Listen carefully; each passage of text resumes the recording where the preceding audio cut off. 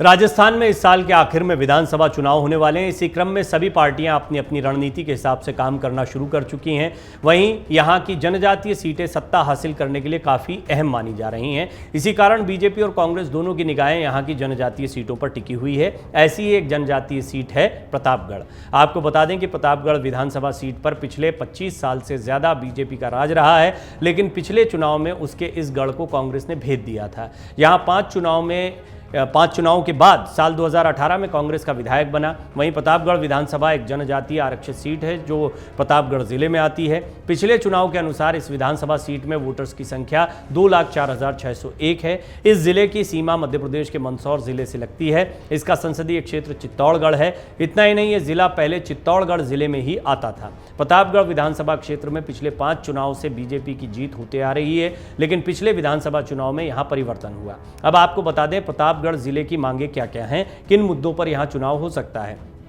दरअसल प्रतापगढ़ जिला राजस्थान का सबसे पिछड़ा जिला माना जाता है। यहाँ सुविधाओं का अभाव है। सीएम अशोक गहलोत ने जब अपनी सरकार का आखिरी बजट जारी किया था, उस समय भी लोगों ने कई उम्मीदें जताई थी। सीएम गहलोत ने यहाँ सबसे बड़ी घोषणा मेडिकल कॉलेज खोलने की थी। हालांकि घोषणाएं तो हो गई और भी होती रही हैं, जैसे प्रतापगढ़ को यूआईटी और सिटी पार्क देना, वहीं अरनोद और दलोड पंचायत को नगर पालिका बनाना समेत लोगों की कुछ अन्य मांगे थीं जो पूरी नहीं हुई हैं अभी तक, और अब ये मांगे फिर चुनाव में शोर मचाएंगी। इसीलिए इस सीट को बहुत महत्वपूर्ण माना जा रहा है। कांग्रेस को यहाँ पर बहुत मेहनत करनी पड़ेगी, और वैसे भी जैसे मैंने आपको बताया कि पहले भी ये बीजेपी का किला रह चुका है, तो बीजेपी को इस सीट से बहुत उम्मीदें हैं, लेकिन कांग्रेस क्या करेगी ये देखना दिलचस्प होगा।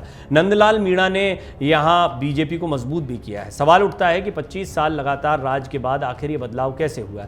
दरअसल राजस्थान की राजनीति में दबंग और विभाग नेता के रूप में जाने जाने वाले नंदलाल मीणा यहाँ से लगातार 5 बार विधायक रहे, साथ ही मंत्री भी रहे। उन्होंने इस क्षेत्र में बीजेपी को इतना मजबूत कर दिया कि कोई इसे हिला ना पाए।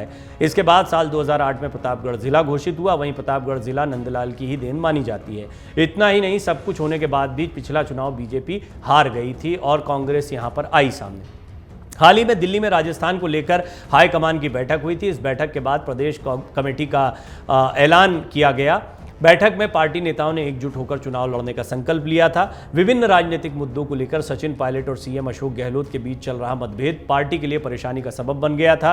पार्टी दोनों के बीच के इस तनाव को किसी भी हाल में दूर करना चाहती थी। इसे ध्यान में रखकर ही बीते दिनों नई दिल्ली में कांग्रेस के राष्ट्रीय अध्यक्ष मल्लिकार्जुन खड़गे की अध्यक्षता में अहम बैठक हुई। इस बैठक में कई बड़े कांग्रेस नेताओं के अलावा राहुल गांधी, केसी वेणुगोपाल और सचिन पायलट भी मौजूद थे। CM Ashok Gehlot video conferencing के माध्यम से शामिल हुए थे। इस बैठक के बाद बाहर निकलते हुए सचिन पायलट काफी खुश नजर आए थे। उन्होंने कहा था कि मिलकर चुनाव लड़ना है। आपको बता दें राजस्थान में कांग्रेस ने 21 उपाध्यक्ष, 49 महासचिव, 121 सचिव बनाए हैं। साथ ही 121 सचिवों के साथ 25 जिलों में नए जिला अध्यक्ष नियुक्त किए गए हैं।